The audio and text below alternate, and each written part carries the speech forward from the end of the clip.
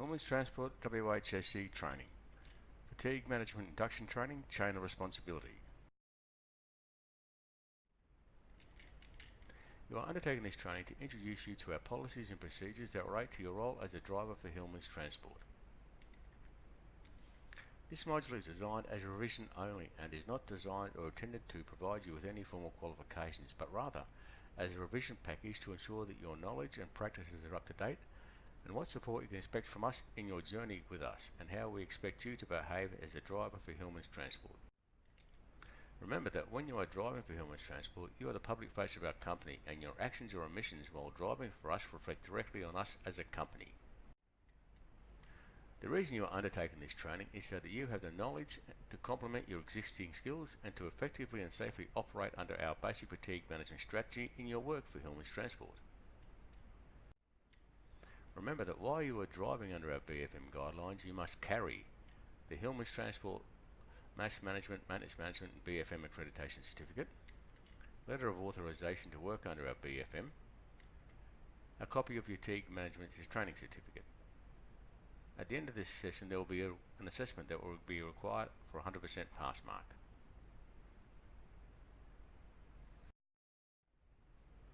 In any organisation, responsibilities are divided between the employer and the workers. Each group has defined responsibilities with regards to work health and safety and training. These are established in various pieces of legislation, including the Work Health and Safety Act, Chain of Responsibility legislation, etc. What is a chain of responsibility?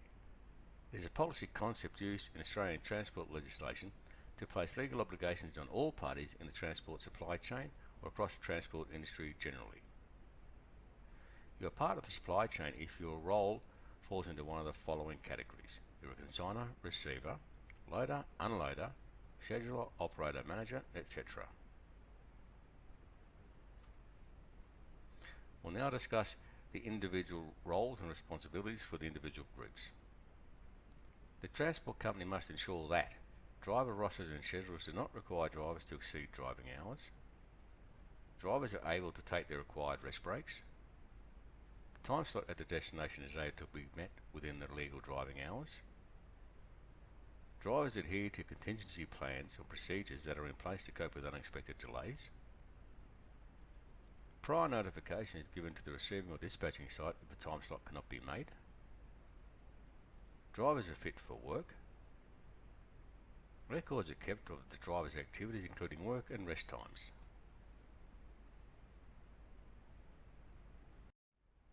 The driver must ensure they understand when they can start driving, when they should stop driving, how long their breaks should be, whether they can complete their journey, make the time slot in the time allowed for any delays and rest breaks, how to communicate any issues or delays with the transport company, how to record their driving hours, how to identify when they are showing signs of fatigue and take appropriate action to remediate that. The scheduler must ensure that driver rosters and schedules do not require the drivers to exceed the driving hours. Drivers are able to take the required rest breaks. The time slot at the destination is able to be met within the legal driving hours. Drivers adhere to contingency procedures that are in place to cope with unexpected circumstances. Prior notification is given to the receiving or dispatching site if the time slot cannot be made due to delays. The loading manager must stop loading and contact the transport company or site manager if a driver appears fatigued. Minimise queues and have a call-up system available. On arrival, the driver checks in with the appropriate office. Notify the driver or scheduler immediately of any loading delays. Take reasonable steps to ensure the driver is able to take rest while waiting for the vehicle to be loaded. Contact the transport company if the truck does not arrive on time and advise them of the next available time slot. Ensure a truck parking area and facilities are provided for the driver. The packer must ensure that the load is packed in a timely manner, packed and ready to be loaded at the agreed loading time. The loader must ensure that the load is loaded in a timely manner, ready to be loaded at the agreed loading time. The unloader must ensure that the load is unloaded in a timely manner. The consignor or consignee must ensure that orders are placed in a timely manner to follow or to allow for dispatch that can meet delivery times. The time slot for dispatch or receival factors in appropriate time for the job to be completed within legal working hours. Delivery requests do not require or offer incentives to the driver to exceed working hours. If the agreed time slot is not able to be met, alternative arrangements are in place to ensure that they do not breach chain of responsibility or fatigue legislation. Similar to work health and safety legislation, chain of responsibility or fatigue management laws place monetary penalties on individuals and corporations who are found to have breached or forced a driver to breach the chain of responsibility or fatigue management laws. The following table provides you an outline of some of the penalties that are available both to an individual and as a corporation.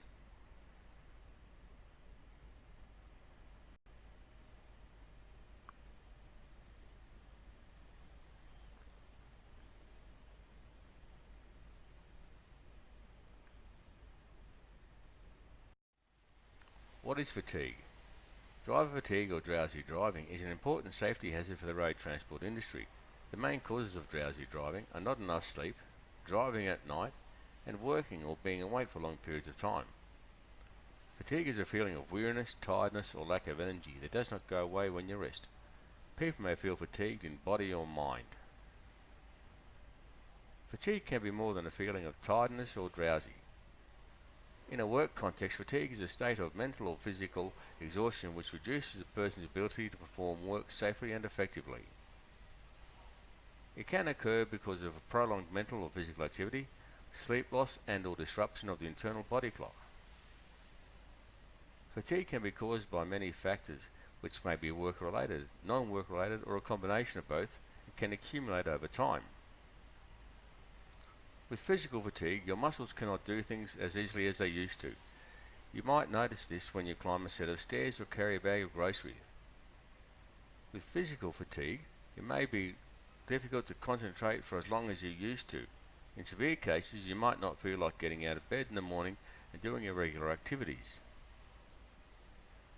So what's making you feel tired all the time? Most of the time, fatigue can be traced to one or more of your habits or routines. Fatigue can be a normal and important response to physical exertion, poor eating habits, emotional stress, boredom, or lack of sleep. In some cases, however, fatigue is a symptom of an underlying medical problem that requires medical treatment.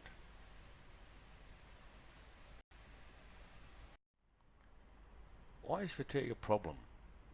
The longer-term health effects of fatigue can include heart disease, diabetes, high blood pressure, gastrointestinal disorders, lower fertility, anxiety, and depression. When fatigue is not relieved by enough sleep, good nutrition, or a low-stress environment, it should be evaluated by a doctor. What causes fatigue? Fatigue can be caused by a number of factors ranging from lifestyle to work-related causes.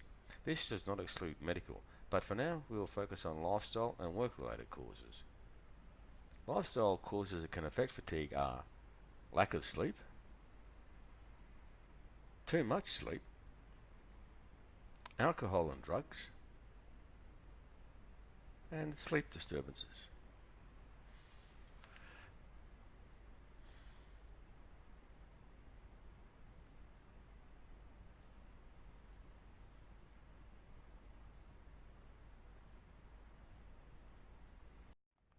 Other lifestyle factors can include lack of regular exercise and a sedentary behaviour, a poor diet,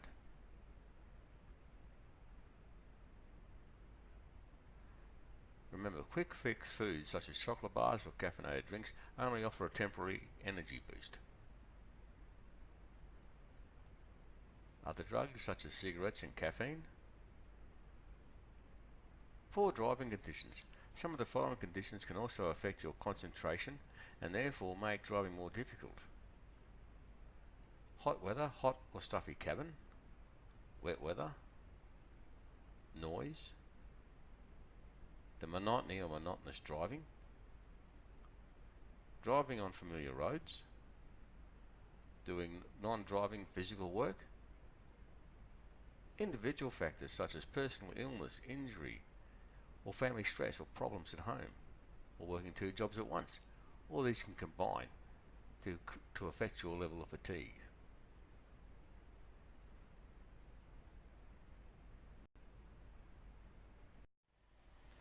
Body clock. Our bodies run on natural biological cycle of 24 to 26 hours, commonly referred to as your body clock. Our body clock is controlled partly by light and dark, and partly by what you do. For example, if you work during the day, the morning light tells your body clock to make you more alert. After lunch, your body clock will reduce your level of alertness for a couple of hours. Your body clock will make you most alert during the late afternoon and early evening. Without any external references, light, clocks, etc., your body clock will follow roughly a natural 24-hour cycle. If you drive regularly at night, your body clock will change slightly so that you can sleep better during the day and work reasonably well at night. You'll be at your worst between 1am and 6am in the morning, when your body clock turns your level of alertness right down. Road statistics reflect this. Although there are fewer drivers on the road between 1am and 6am, the statistics show that you're 20% more likely to be involved in a crash. Sleep. There is only one way to prevent fatigue: get enough sleep. 8 to 9 hours of sleep is generally considered an average and normal need. Drivers who get less than 8 hours sleep experience 4 times as many dangerous situations while driving.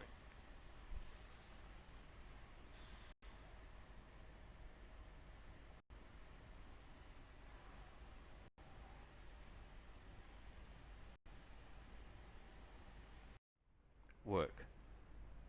Trip schedules should be designed to give drivers the opportunity of at least 8 hours continuous sleep a day, preferably at night, with enough time for other essential activities such as eating and washing. If this is not happening and you are missing sleep each night, you'll build up a sleep debt. So it is vital you have adequate days off so that you can pay back your sleep debt. If you are working long hours and missing sleep, you'll need to use 2 days off a fortnight to recover from the sleep debt by getting good long sleep. Health. Poor diets, low kilojoule, low carbohydrate diets or high energy foods that are nutritionally poor don't provide the body with enough fuel or nutrition to function at its best. Quick fix foods such as chocolates or caffeinated drinks only offer a temporary energy boost that quickly wears off and worsens fatigue. Individual factors: personal illness or injuries in the family, too many commitments, for example working 2 jobs, or financial problems can cause fatigue. Driving is a complex mental and physical task requiring sustained levels of concentration and skill to maintain maximum performance levels. As a responsible person under the chain of responsibility, you cannot afford to be fatigued. Active mind. Since long travel time can become boring, it is crucial to keep an active mind and remain relaxed. Reduced stress and a calm mind can be achieved through listening to music while driving. Additionally, reading a book, exercising or having a hobby to do in your downtime are all good ways to improve your overall well-being.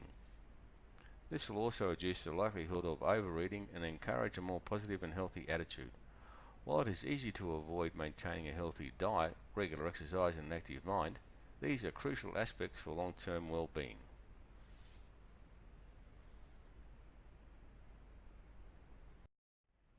Hydration. We are well and truly into the hot weather, and as the summer holidays approach, you are likely to be having a break, taking a road trip, spending more time outside in the sun and so on. If you are driving for a living, you'll be spending more time in a hot vehicle or in hot protective clothing if you're on a motorcycle. In general, the warmer you are, the quicker you lose water from your body. If you don't replace the water you lose through sweat and breathing, you get dehydrated, and that can have some quite serious effects on you and your passengers. They can include effects that make it much more difficult and dangerous for you to drive. The types of drivers that are at the highest level of risk are bus drivers, driving instructors, holiday makers on long journeys, motorbike and scooter riders, farm workers on vehicles like quads, motorbikes, open tractors, etc.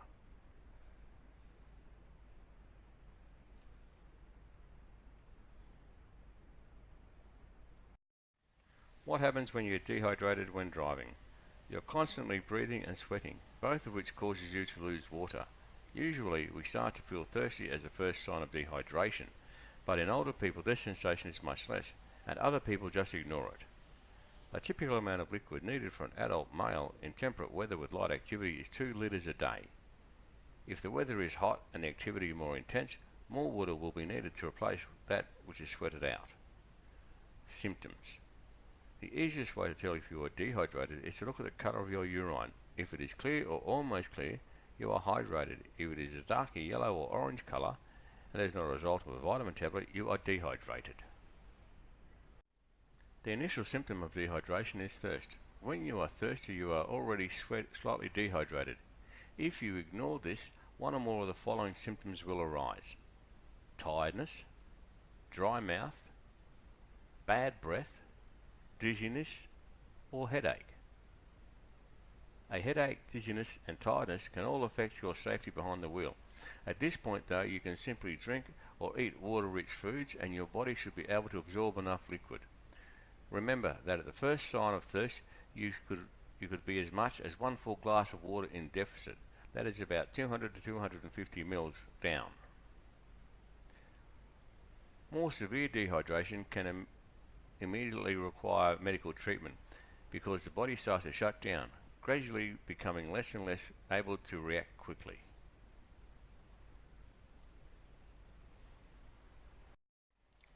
Advice to stave off dehydration while driving.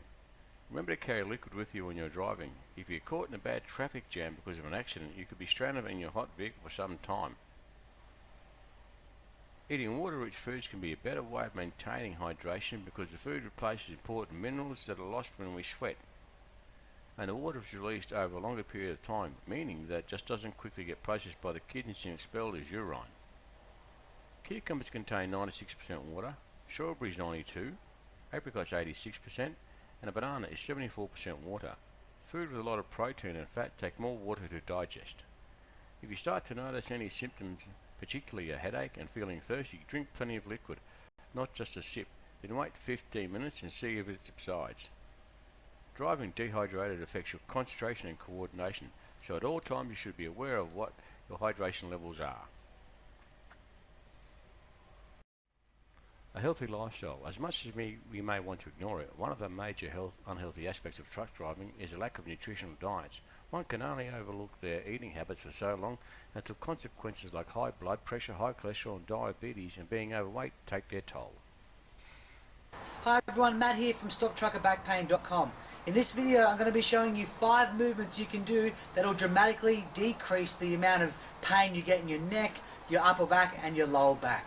So if you do these movements 3 to 5 times a day, pretty much whenever you can, whenever you're out of the truck, it takes 3 to 4 minutes and it'll massively reduce that amount of stiffness and pain you get in those areas, which what happens to you when you're driving a lot. So the first movement we're going to do is just a back bend. So all you're going to do is put your hands in your lower back, push your hips forward and lean back.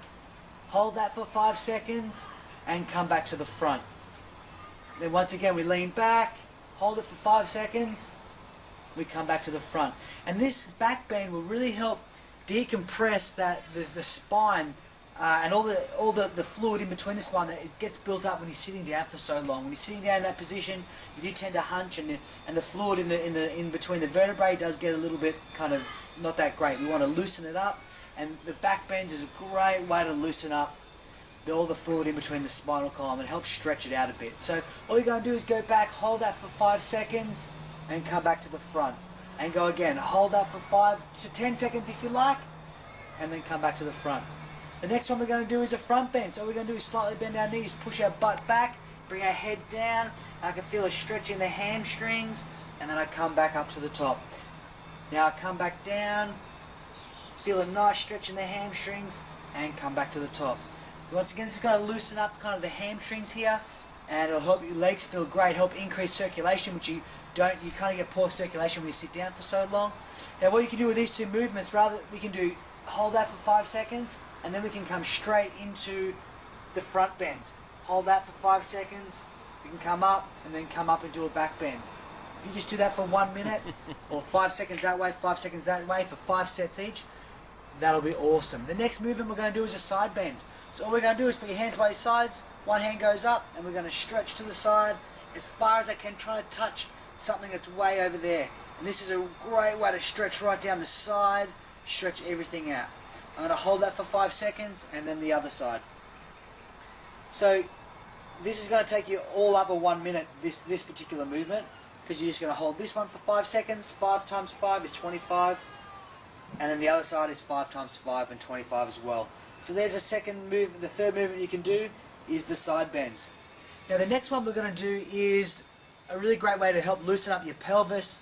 And it gets twisted or misaligned when you're sitting down for so long, and that is what is a massive cause of a lot of lower back and neck pain. So what we're going to do is, if there's a wall nearby, what we're going to do is hold onto the wall, and we're going to cross your knees across like this. So I'll show you from front on. If I'm holding the wall, my knees are coming up nice and high, and they're going across my body. So I'm not going up like I'm walking on the spot. I'm turning my knees to the side. This is a great way to loosen up the glutes, activate the glutes, strengthen the glutes, as well as keep that twisting the pelvis and loosening it all up.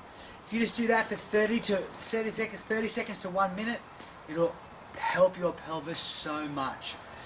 The last one we're going to do is just a neck stretch. All we want to do is put your hand out so it's at 90 degrees, and then we lean our head to the side. When I do this, I'm stretching out all the neck muscles here and the shoulders and the neck here. And what I want to do with this hand is I try to touch as far as I can that way, as I move my head as far as I can that way. Hold that for 5 seconds and then do it on the other side. Stretch out, turn the head, hold that for as long as you can, or for 5 seconds, but stretch as far as you can, and then relax. Now with this movement, with the neck stretch, we don't want this arm to drop. If it drops, the tension of the stretch turns off. So you really want to keep that at 90 degrees. If you have a really stiff neck, you might need to start with your arm down here and build up to getting it a bit higher up. But we don't want it up here, we want it at 90 degrees, stretching as far as I can. So if you guys start doing those movements, like I said, 3 to 5 times a day, your back pain will dramatically decrease.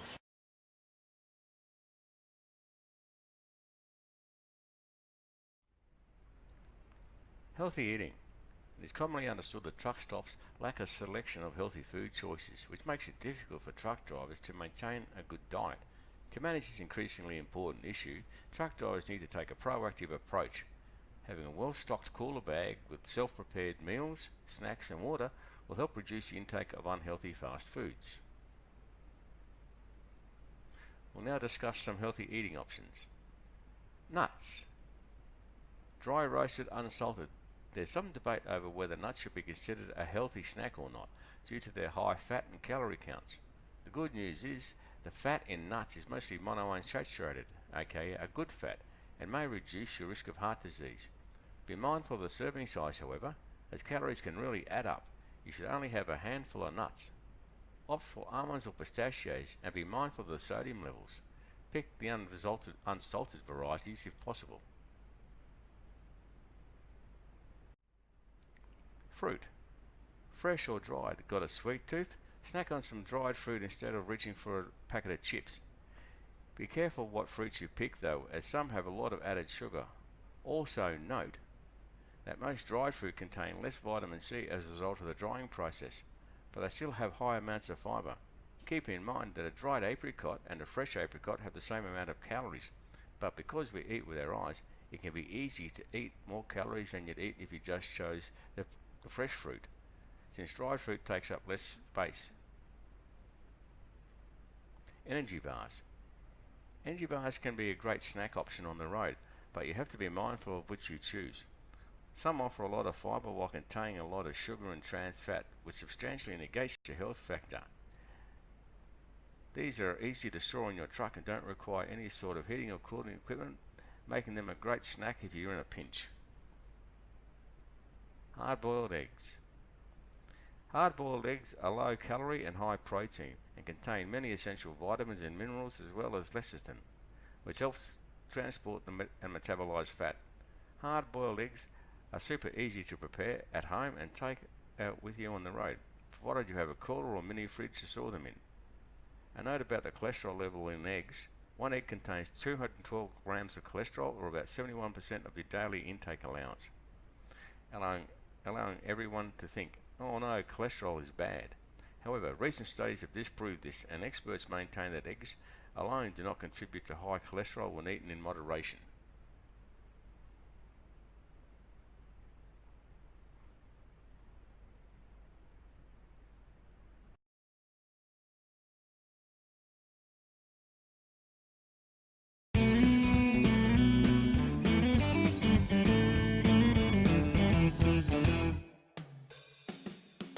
Today we're going to talk about meal planning.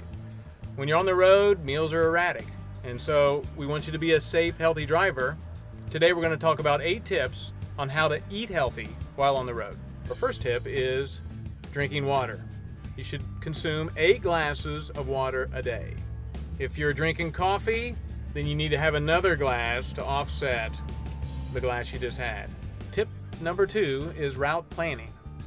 So knowing your route and whether or not there's going to be healthy stops along the way is important. If there's not, make sure you pack a cooler so that you can eat healthy when you need to. Tip number 3 is eat before you're hungry. Because if you wait until you're hungry, you might be eating things you shouldn't be eating. Tip number 4 is eating a healthy breakfast. So it's important that we get protein for breakfast. And men, you need 40 grams of protein. Women, you need 30 grams of protein. Examples are eggs, granola and yogurt. We've also got lunch meat, and then a protein shake will be another healthy breakfast. Tip number 5 is healthy snacks. Yes, potato chips are not what you should be eating, but there are amazing, great snacks that you can eat, like nuts, cashews, almonds would be the best snack. Try to get it without salt would be ideal, and then any fruit that you want to eat is also a great snack. All right, tip number 6 is eating a healthy lunch. So lunch should be a little smaller than breakfast, but eating greens, a salad, having a lunch meat sandwich with some greens on it would be great. And stay away from fast food. Tip number 7 is eating a healthy dinner. So it should be the smallest meal of the day. Usually in America it's our big meal of the day, and then we go to sleep. That's called the sumo wrestler diet. We don't want that. But some things that you could eat would be beans and rice and soup. All those would be great things for dinner. All right, tip number 8. Don't eat 2 hours before you go to bed. But if you find yourself hungry, lemon water, decaf tea, or coffee would be ideal. So that's today's 8 healthy tips. Stay tuned for more. This episode of The Healthy Trucker is brought to you by Driver Solutions, the industry leader in driver development, recruiting, and training. Learn more at greatcdltraining.com.